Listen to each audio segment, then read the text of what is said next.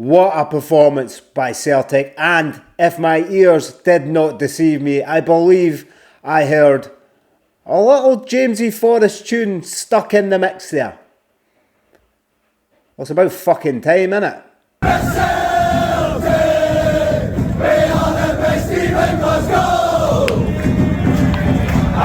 What's happening, Celtic family? I hope you're all doing well out there, and what a performance that was. But before we get into it, please smash that subscribe button. Thank you very much to absolutely everybody for sticking by me.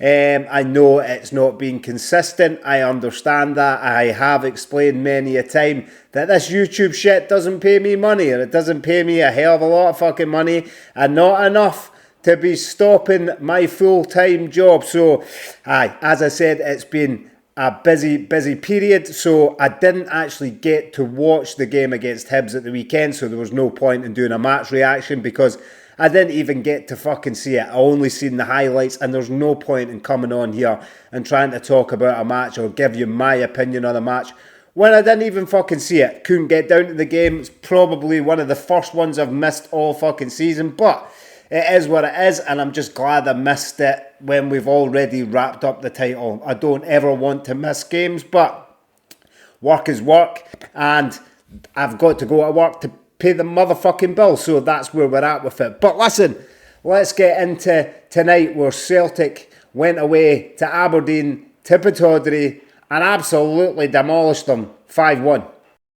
What a performance by Celtic. Genuinely some of the best football I've seen Celtic play all season, and that was not even with our original starting 11. People were calling the B team, not quite the B team for me, but a makeshift Celtic team. But it just shows you where we're at, that you hear Brendan Rodgers going on about him taking in players, and even if you're not normally on the starting 11, or if you're a regular first team player, you should know what it is that we're doing. We asked Brendan Rodgers and the backroom staff, asked them to go out there and to perform, and this tells them the structure that we're playing, and just go out there and play your football. And that was very, very evident tonight. There's some players in there. I thought everybody played well, but I thought there were some players out there that were just absolute standouts for me. And it was great to see some of the young boys coming in there, Johnny Kenny, and getting a go, and getting the whole game to go out there and show the Celtic support, not just the backroom staff and everybody who works at Celtic, but to go out there and to show the support what it is that they're made of. So Johnny Kenny, I thought, was absolutely fantastic and done wonders for himself coming on there. He ran at everything. He was relentless, and I believe that he's going to be a great player for Celtic. I'd seen that when he came on and made his debut against Ross County. I'm sure it was against Ross County. Fantastic wee player. But from start to finish, I thought Celtic were absolutely relentless. Relentless. That 1-2 touch football to break the lines was just like Celtic have played at times throughout this season. Listen, I've said on here plenty of times that I think Celtic have been a bit inconsistent, and I don't know if there is a Celtic supporter. If there is, please leave in the comment section that would really sort of disagree with that. I think Celtic, although we're on the cusp of winning a treble, sometimes some of the football has been lacking. But sometimes, like tonight, and not just tonight, many times throughout the season, Celtic have been absolutely phenomenal. I say that word a lot. I haven't used it for a while, actually, let's be honest. I've kind of tried not to say it as much, but I can't think of another word that actually sums up some of the football that Celtic have played throughout the season. It has been genuinely phenomenal. And as I said, we're on the cusp of winning another treble. And to me, haven't played throughout the whole season to the best of what I think this Celtic team can play. And that is just testament to the team. Testament to knuckling down when they have to, doing all the hard work, especially at the beginning of the season. Because I thought from January, February, March, we didn't play the best of football at times. At times, but I understand, listen, I totally get it. And as Brendan Rodgers rightly says, look, they're not robots. You know what I mean? They're human beings that are going to have a dip. And we all know that. We all know when we go to our work that we're not on it consistently and every single day. You can't be. It's not humanly possible to do that. And if you're an athlete, regardless of how athletic you are, the amount of football that Celtic play between all cup games and Champions League games and everything else, you are going to take a dip in form. And I thought that at some periods of this season, it's been really evident where Celtic have taken a dip, and then we'll go on and the next game we're amazing, and then maybe the next game after that we're not so good. But listen, there's plenty of time to talk about the whole season. The season as a whole, sorry. There's plenty of time to talk about that, and we will do another video about that when the season comes to an end, and talk about the season in general and what people thought of the season. But there's one thing you cannot take away, is that we are on the cusp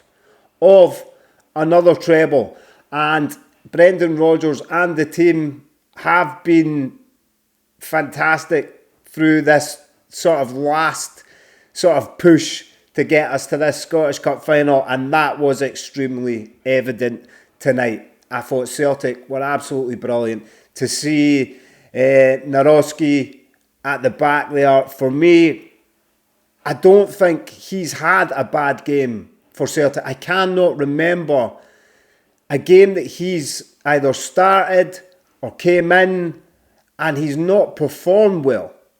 I thought he was solid again tonight, and I don't think Trusty is the man to play with Narowski in the back.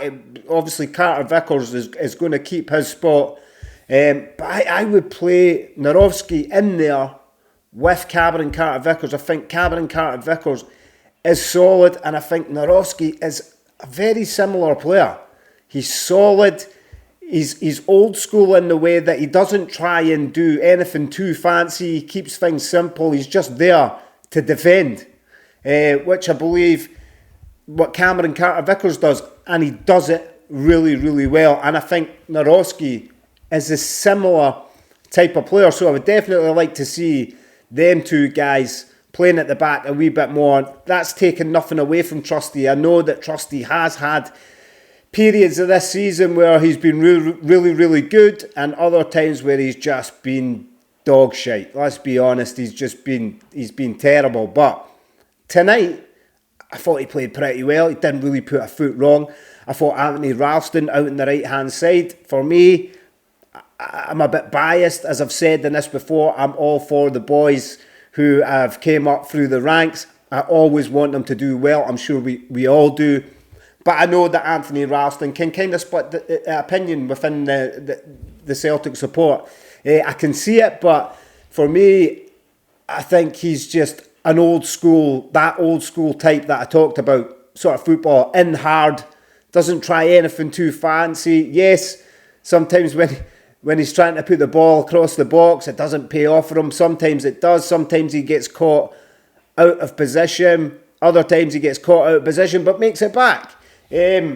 So I thought he had another fantastic game tonight, but there's got to be one guy that you've got to talk about. In fact, two guys that you've got to talk about tonight, and that one of them being James Forrest. James Forrest, you know what you're getting with Jamesy. He either cuts in on the inside or he hits the byline.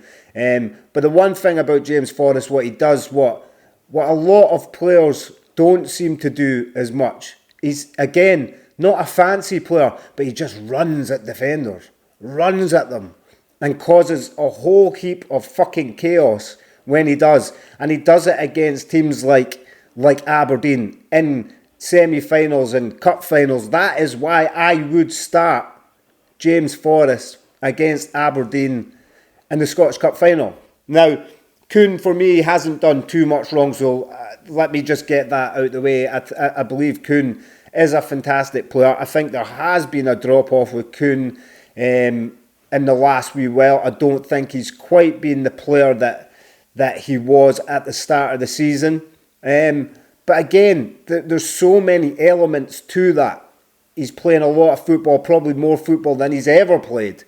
And he can't sort of keep that rhythm going for that length of time. So to have James Forrest come in there and replace him, especially at this point in the season, is so refreshing, so good to see. And for me, James Forrest has just never lost it. I was speaking to my son there just after the game, and he came up with a good point. You looked at James Forrest last year, and you kind of thought, he's kind of done.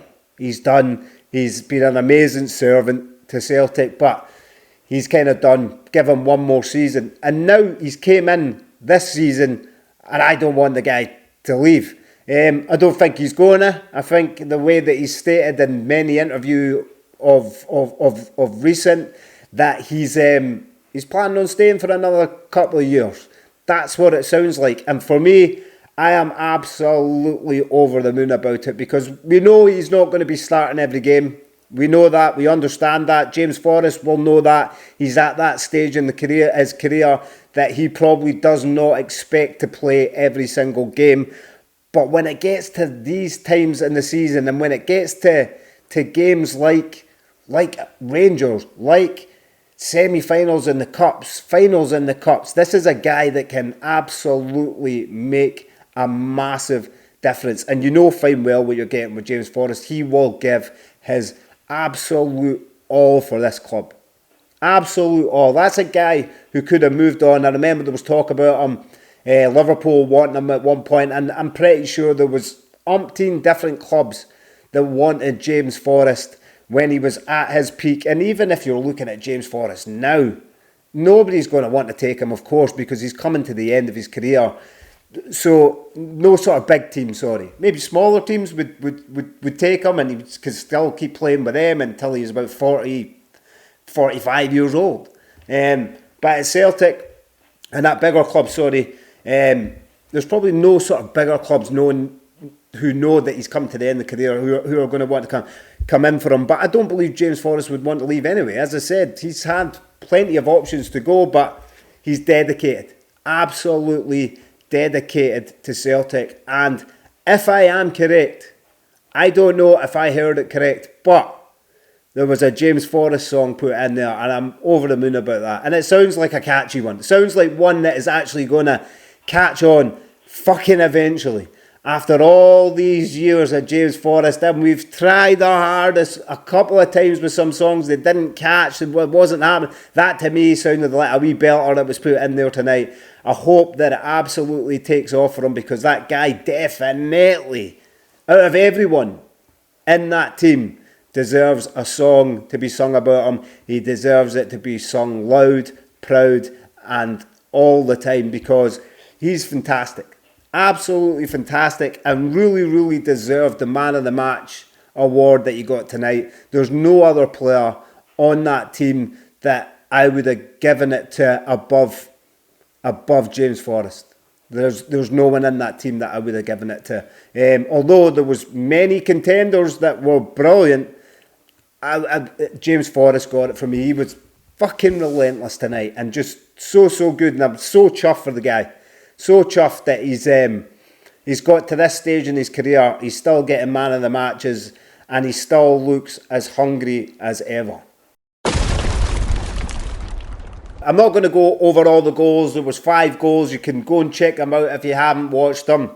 But it was so good to see so many people get on the score sheet. So good to see Luke McCowan get on the score sheet, because again, I think that guy has been an absolutely fantastic signing for Celtic and a player for the future. And by that, I don't mean that he's not playing well now. I mean that I can see that guy staying on, playing for Celtic for a very, very long time, and being a massive impact on that team, on the club as a whole, both on, off the pitch, in the dressing room. I believe that Luke McCowan has got that in him, and it's so good to see him get on the score sheet. It was amazing to see Yang come in there, and listen, I called it. I absolutely called it. You can go back, you can look at old videos from fucking ages ago, and I said there's a player in Yang, and some believed me, some didn't, and the people who didn't believe me, I totally understood it, because They knew he was a good player, but his consistency just wasn't there. But now, anytime Yang is playing, I think every single one of us are pretty confident that Yang is going to come with his A game and he's going to play some good football. He's really going to try and make things happen. That's what he does all the time. His one-touch football, brilliant. He's playing off the shoulder tonight, which was absolutely fantastic. Breaking the lines, unbelievable. Crosses into the box, brilliant. Everything about his play tonight just got me excited about the future of Yang at Celtic. He's definitely going to be here in the summer, and if he keeps playing like that way, he will be a regular within that starting Celtic team, because how could you deny it? You can't deny it. And if he keeps playing the way he's playing all the way through the season, then there's going to be bigger clubs looking at him next season, which is just what happens at Celtic. Let's be honest. They come in, we make them better, and they go out for whatever we can get them for, 20, 25 million. That's what we were talking about for players. But so good. Listen, I'm wishing the guy away. I don't want to see him go at all. Not at all. I think the guy is absolutely phenomenal. He's got so much more to give. And I can't wait to see what he does in a Celtic jersey next season. But another person I've got to mention, and it seems really bad about mentioning just sort of individuals, right? Because I thought the whole team, as I said, from front to back, were absolutely brilliant. Even when we took on Alistair Johnson, I thought when he came on, played brilliant. Adam Ida, said on here plenty of time that for me, Adam Ida just, I didn't know what was happening with Adam Ida. But one thing that you can't take away from him is exactly what Brendan Rodgers continues to say, that, you know, you're all saying that he's not particularly had a great season, but look at his record. He's banging goals in. He's banging them in. And you can't deny that. And he is a good player. We've all known that. Every single one of us, everybody, every Celtic supporter, doesn't matter whether it's been me, whether it's been you who's fought it, whatever, that he's been having a bad season. And we've all thought that, like, what's happening here? He just can't get going. And then some other times he's great, like against Aston Villa. I thought he was phenomenal. I thought he was great against Aston Villa. And even after that, after Kyogo left, he kind of stepped up to the mark. Then, to me, he took a wee bit of a dip again. But listen, you cannot deny he's getting on the score sheet a lot. He scored a lot of goals for Celtic this season. And hopefully next year, or next season, he's just a wee bit more consistent. And for that to happen, he needs to be playing a wee bit more games. But there just seems to be a sort of, where do you play Dyson? Do you play Dyson through the middle, or do you put him out in the wing again? If you play Dyson through the middle, you're not going to play Adam Ida. I don't know. But I do believe as well that we need to get another striker in the summer. But listen, Adam Ida came on today. I thought he played brilliant. That's Callum McGregor, for me, was relentless through that game. Brilliant. We know everything goes through Callum McGregor, and the guy will come on there and he will put in a shift, regardless of. I mean, it's not often we say that Callum McGregor's had a bad game, but there's been a few times this season. But regardless of whether you think he's had a quiet game, he forever puts in a shift. Everything goes through Callum McGregor. He brings so much calm to that team. When him and Cameron Carter-Vickers, I think when you've got Callum McGregor in the middle and you've got Carter-Vickers at the back, for me, I feel at ease. I feel at ease when these two players are playing. So many other players make me feel at ease, but when these two players are playing, I completely feel at ease, and especially when they're on it.